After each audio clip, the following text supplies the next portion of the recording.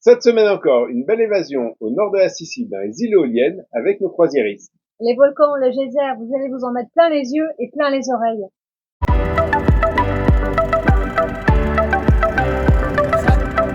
On a commencé notre périple dans les îles éoliennes avec nos passagers par l'île de Vulcano. Ce soir, premier mouillage au pied du volcan, sous les fumerolles. Au mouillage, on ne sera pas tout seul, l'endroit est bien fréquenté. En même temps, pour mouiller dans les îles éoliennes, il n'y a pas 36 000 endroits en raison de la nature des fonds et de leur profondeur. Ce qui est impressionnant, c'est de voir les fumerolles et tout ce noir, plage noire, une grosse croûte sur le littoral.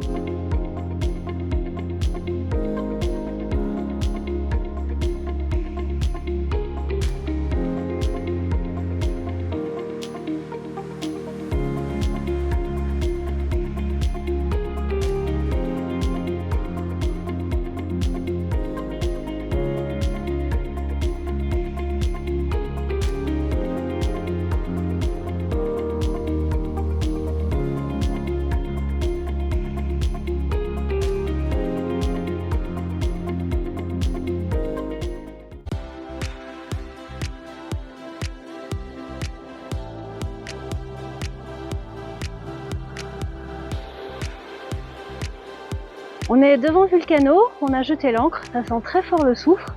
On va faire une petite balade dans la ville. Vous venez ?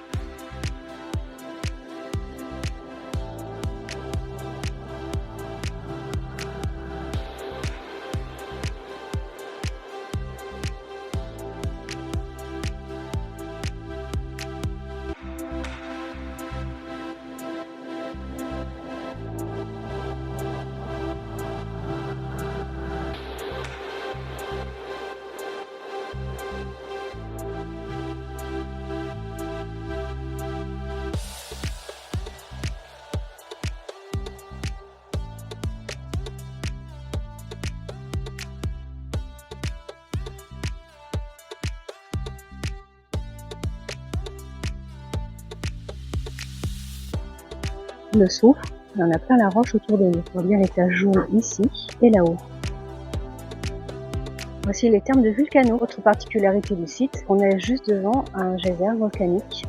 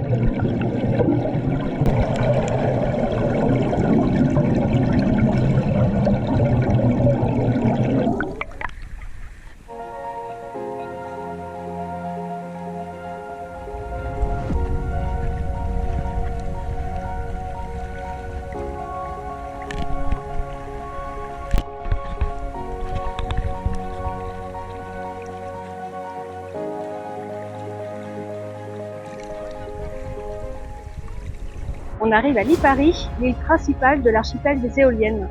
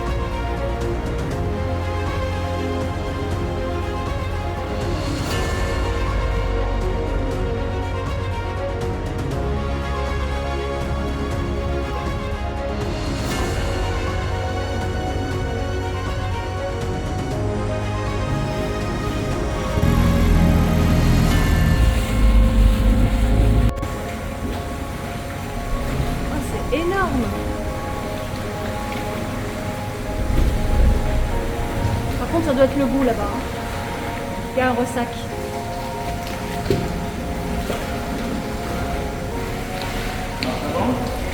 Ouais.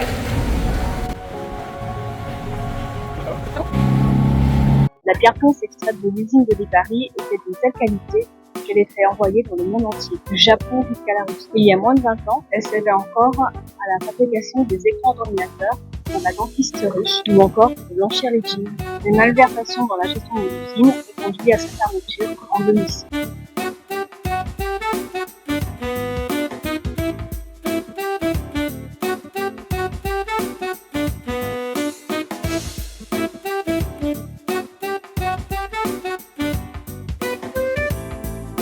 Lipari est la plus grande et la plus peuplée des îles éoliennes.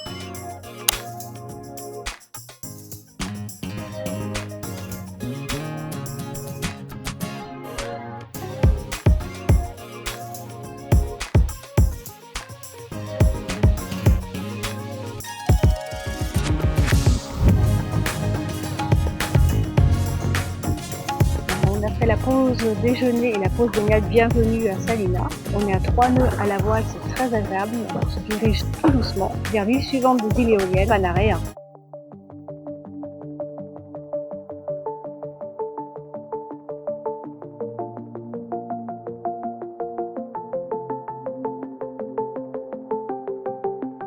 On est face à Panarea, entre deux îlots rocheux. On a jeté l'ancre, ça sent super fort le soufre, c'est envahissant dans les narines. William s'est mis à l'eau pour vérifier le courant pendant que nos passagers se préparent en tenue de snorkeling, palme, masque et surtout retirer tous les bijoux. Il y a un geyser de bulles de soufre, le temps de les laisser aller voir. J'y vais aussi, à tout à l'heure. C'est rigolo de sentir mauvais déjà. Ça sent vraiment pas bon. Mais après d'être au milieu des bulles là et de se sentir comme dans une bouteille de champagne, d'entendre le bruit des bulles sur les palmes aussi, c'était assez rigolo. Impressionnant, ouais. Et moi les bulles j'ai vraiment adoré là, c'est quand tu descends et que tu es à contre-jour, ça te fait un rideau de bulles là.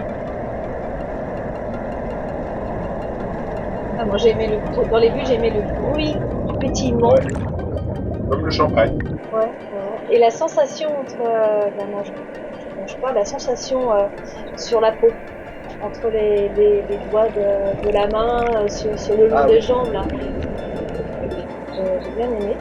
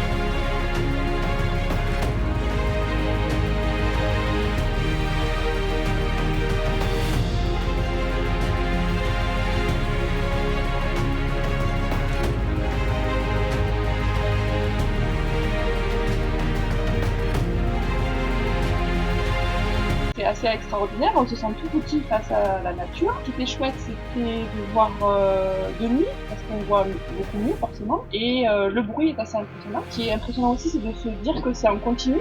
Non, moi ce qui m'a impressionné, le Stromboli, c'est qu'on le voit de très loin et qu'on se rend pas compte de la taille qu'il a. Et qu'après, quand William il explique, on se rend compte qu'en fait il est 2 fois plus grand dessous que dessus, et que plus tu t'approches, plus c'est gros et majestueux en fait. Et après, oui, la nuit, de voir que, en plus on a eu de la chance, il a pu se pencher tout le temps. Et ça, c'est vraiment impressionnant, quoi. Et on n'était pas nombreux au mouillage. Et surtout, on a pu l'entendre.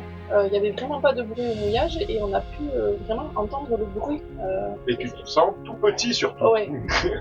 Ouais, c'était vraiment impressionnant, ouais. Stromboli, alors moi je l'avais déjà entendu plus fort. Je l'avais déjà vu dans mon souvenir jaillir plus haut, mais pas en continu. Je regrette une chose, c'est de ne pas pouvoir faire de belles images, quel que soit l'appareil ou le réglage. Chouette expérience à vivre, quoi. Après, tu les gardes dans ta tête, quoi, les images.